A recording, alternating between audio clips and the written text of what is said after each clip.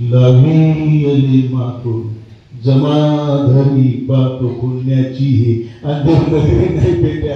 जे काही तू करतोस ना एकांतवासात समाजात आणि हॉस्पिटलमध्ये घरात जे काही तू करतो कोणी पाहो की न पाहो तो पाहतोय आणि रेकॉर्डिंग चालू आहे.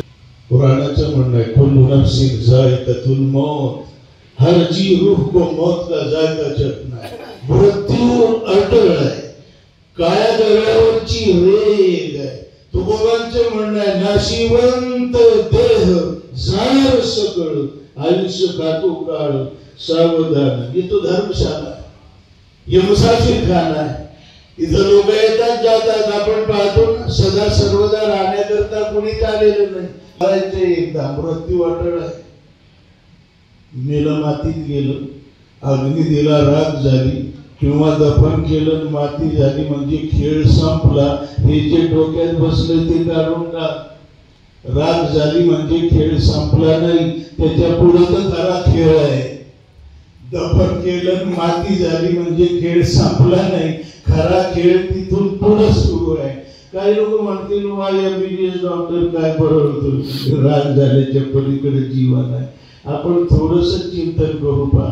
आपण जो विधी करतो ना तो पेशंट असताना का पेशंट गेल्यावर? पेशंट असताना 3 महिने झाले कॉमा मध्ये आहे पेशंट, ICU मध्ये आहे, 50 लाख रुपये बिल झालं. त्याच्यापेक्षा विधी करून टाकू ना. करतो विधी नाही, कॉमा मध्ये काय असेल ना पण पेशंट आहे. आणि पेशंट एकदा गेला आता ICU ठेवतो का?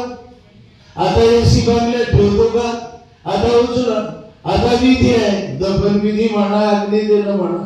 म्हणजे विधी पेशंट गेल्यावर का पेशंट असताना? गेल्यावर. बरोबर ना. हा विषय मेडिकलचा नाही आहे, डॉक्टरांचा नाही है.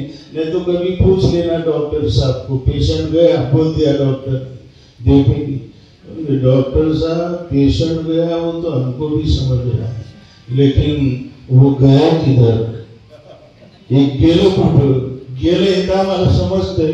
हा डॉक्टर साहेब पण ते गेलो कुठं? तो डॉक्टर डोकं घालतोय डोकं. तो म्हणाल भाऊ गेला एवढं मला माहिती, गया इतना म्हणजे कुठं गेला काय झालं ते तुकोबांना विचार, नाही तर कबीरांना विचार, नाही तर पैगंबरांना विचार. आपलं काय डोकं घालू नको, गेला एवढं मला माहिती.